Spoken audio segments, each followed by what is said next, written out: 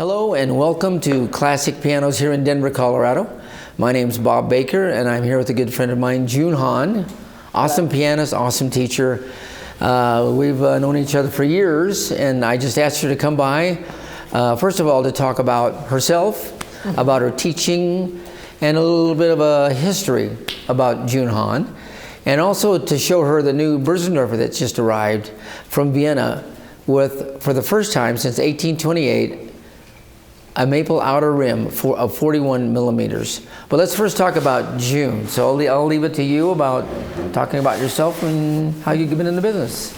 Okay, so I always loved music. I grew up in Korea and I was born in 1953, which was a couple of years after the Korean War. We were having very hard time and pianos were very scarce.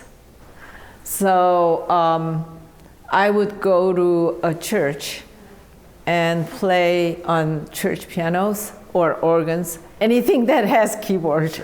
And later on, that when I immigrated to the United States, that I did my official training as a pianist, and I went to CU Boulder, and then I had a master's in University of Northern Colorado. And I met my husband there, Haun. And then I'm here and I just look back and see how fortunate I am to be able to do the things that not only I love and have this wonderful environment of this, especially the classic piano. I don't worry about ever that my students wants to buy a fine instrument, and my friend Bob is here. He's always his expertise and his honesty and his help. Yeah, I really appreciate it. And his competitions, where we work for all year long, and that is our our mini goals to accomplish a certain level of artistry in piano playing. I think without that, I think I will be missing huge. I think I have to look for something else or. Well, your students do such a well job. I mean, and to attain something, for years, a teacher would teach, maybe have a recital, but there was no goal in line, to reach, and then beyond. Helping them to decide what they wanted to do in life, and maybe they wanted to stay with music. Exactly. And that's why we started the piano competitions back in '83, actually. The first ones that we started were in Cinderella City because all the stores were closing. I said, hey, can I use that room and put some chairs in there for a recital? That was our first recital. It was 1983 in Cinderella City Mall. Wow. And it was only wide enough to put five chairs in a row. It was really small. But as stores closed, the bigger stores, I'd have a bigger room and I put more chairs in. And pretty soon we were doing 4 recitals at a time. And then the mall was just, they were going, how are you, wait a minute, you're bringing all these people in here, but we're not charging you. I said, that's good because I'm bringing all the people in. Yeah. So they continued and we had, until we moved, we had 4 recital spaces that we used for free, the teachers could use for free to get it started. And that was the first piano competition we started back in 1980s. Yeah. It was pretty awesome. And we've had many since then, and you've helped. Your students have been awesome.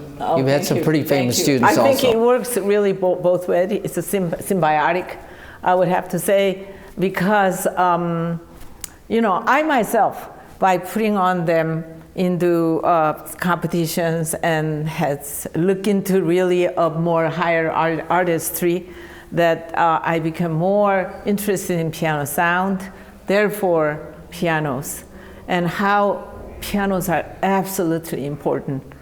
That the minute I put them into a better piano from the upright, their technique changes, they're just right at home.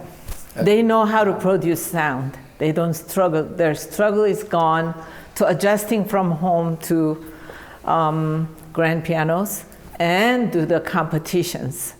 And so now I am asking that they must purchase, even though it's used, you know, but it has to be a proper piano, a grand piano. I appreciate that. And you always check every piano for your students. I always check. And you'll just say, and I know, and the student says, well, would she like this one? I just say, no. they go, what do you mean? I go, no, you can't buy that keyboard, or you can't buy that less expensive used piano. Quality makes the difference. And a good friend of mine, Franz Moore, who was the head technician for Horowitz all those years, he said, tone costs money. And that's the truth. I mean, the more you spend, the better the tone, the better the pianist, the better the ear. You develop much better in everything because of the instrument you have. It helps better. I think over the years, like parents and who put the money down begin to learn that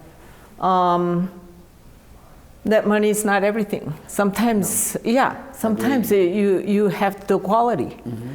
And the artistry and quality, and piano playing is not necessarily cheap.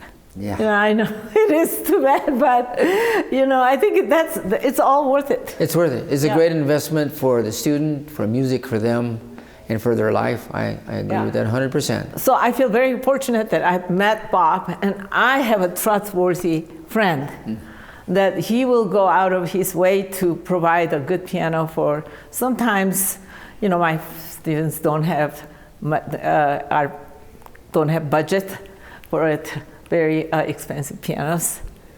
So, and all levels. So I am feeling comfortable teaching and sending them there. So one of my big concern is gone. So because Bob's gonna take care of it. Appreciate that. Okay. And therefore, you know, it's just my teaching gets better, my ear gets better. I'm a better artist. I'm a better teacher. I appreciate that. And you keep on going that way. And then students are playing better. They love it more. So and then they're very interested in begin to have a sound.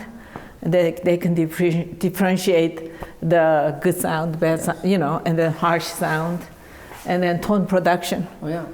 So lots of different techniques.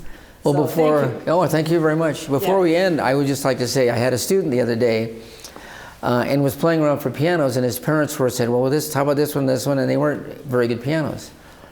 And he went up and found a really good piano, and he goes, this is what I like. And they go, well, son, why do you like that piano? He goes, because life is music.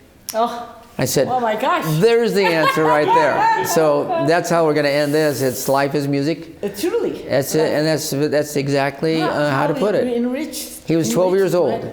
It was amazing. And I thank you for coming. Okay, thank you. Awesome. Okay, thank you very much.